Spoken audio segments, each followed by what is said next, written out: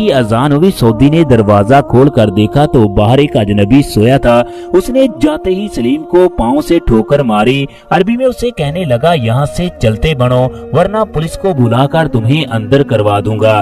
तुम किसकी इजाजत से यहाँ लेटे हो? सलीम को उसकी अरबी की कुछ समझ न आई। उसने क्या कहा, चनाचे वो वहाँ से उठा और अनजानी मंजिल की जानब चल निकला। यहाँ तक कि सुबह का सूरज तुलू हुआ। एक पाकिस्तानी गाड़ी के अंदर बैठा था। उसे कहने लगा, क्या मुझे कोई काम मिल सकता है?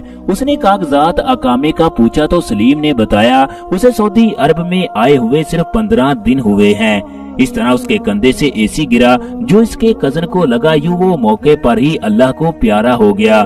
पाकिस्तानी समझ गया ये दुखी इंसान है। इसने खाने का पूछा तो सलीम ने रोते हुए कहा, मैंने 24 घंटे से कुछ भी नहीं खाया।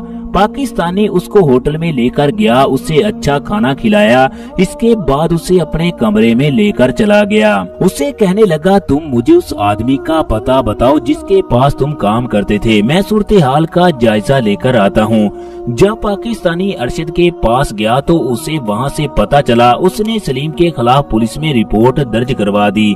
पुलिस उसकी गिरफ्तारी के लिए छापे मार रही है। इसके बाद पाकिस्तानी नौजवान सलीम के पास जाकर कहने लगा, हमें यहाँ से अभी निकलना चाहिए, पुलिस यहाँ पर पहुँचने वाली होगी। ये लोग 15-20 मिनट में उस घर को छोड़ देते हैं। अब पाकिस्तानी सलीम को कहने लगा, सऊदी अरब की खुफिया एजेंसी बहुत तेज है। तुम सऊदी अरब में जहाँ भी छुपोगे, कहीं भी काम करोगे, सऊदी पुलिस तुम्हें ढूंढ निकालेगी। मेरे दोस्त के कफील का सहरा के अंदर एक मजरा है, 1100 रियाल के करीब तुम्हें तनख्वाह मिलेगी। काम थोड़ा सख्त है मगर वहाँ पर तुम्हें पुलिस नहीं ढूंढ सकेगी।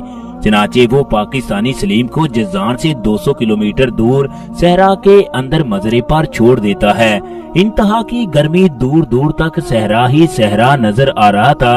वो पाकिस्तानी कहने लगा, तुम उस वक्त तक यहाँ पर काम करोगे जब तक तुम्हारी कजन से सुलह नहीं हो जाती। उसने अपनी जेब से एक मोबाइल भी निकाल कर दिया कि तुम महीने में 2 दफा घर पर कॉल कर लिया करो, मैं कार्ड भी तुम्हारे फोन पर रिचार्ज करवा दूंगा।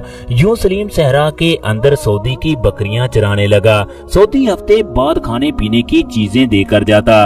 रोटी सूख जाती तो उसे पानी में भिगोकर सलीम को खाना पड़ती।